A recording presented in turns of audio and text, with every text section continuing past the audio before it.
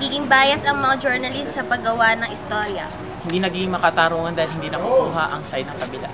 Nawawala na sa tamang landas ng pagbabalita ang mga journalists.